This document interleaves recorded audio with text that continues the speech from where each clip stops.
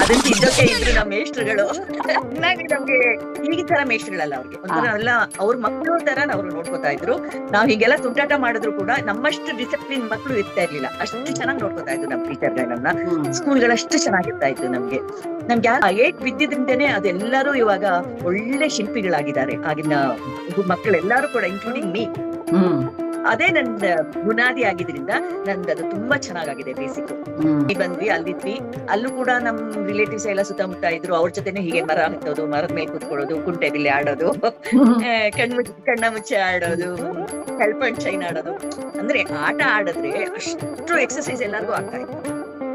Plus ಅವಾಗ ಈ ತರ ನಿಮಗೆ ಇವಾಗ ಟ್ರಾಫಿಕ್ ಪ್ರಾಬ್ಲಮ್ ಅದ್ ಬರುತ್ತೆ ಇದು ಬರುತ್ತೆ, ಇಲ್ಲಿ ನೀವು ಆಟಾಡ್ಬಾರ್ದು ಅನ್ನೋದು ಒಂದು ಇದಿರ್ಲಿಲ್ಲ, ನಿಮಗೆ ಅಡಚಣೆ ಇರ್ಲಿಲ್ಲ. ಅವಾಗ ಇತ್ತು, ಯಾವ್ದಿತ್ತು, ಎತ್ತಿನ ಗಾಡಿಗಳು ಬರ್ತಾ ಇದ್ವು ಅಷ್ಟೇನೆ. ಆ ಮನೆಗಳ ಮಧ್ಯಗಳಲ್ಲಿ ಅಥವಾ ಹಿತ್ಲ ಕಡೆ ತುಂಬಾ ಜಾಗಗಳು ಸಿಗ್ತಾ ಇತ್ತು ನಮ್ಗೆ ಆಟ ಆಡೋದಕ್ಕೆ, ಏನು ತೊಂದರೆ ಆಗ್ತಾ ಇರ್ಲಿಲ್ಲ. ಸೊ ತುಂಬಾ ಆಟ ಆಡಿ ಬೆಳೆದಿದೀವಿ ನಾವು. ಎಷ್ಟು ಪ್ರತಿಯೊಂದು ಆಟದಲ್ಲೂ ನಮ್ಗೆ ವ್ಯಾಯಾಮ ಸಿಕ್ಕಿದೆ, ತುಂಬಾ ವ್ಯಾಯಾಮ ಸಿಕ್ಕಿದೆ. ಅದಕ್ಕೆ ಇರ್ಬೇಕು ನಮ್ಗೆ ಯಾವ ರೀತಿಯಾದಂತ ಕಾಯಿಲೆಗಳು ಕೂಡ ಇರ್ತಿರ್ಲಿಲ್ಲ ಅವಾಗ.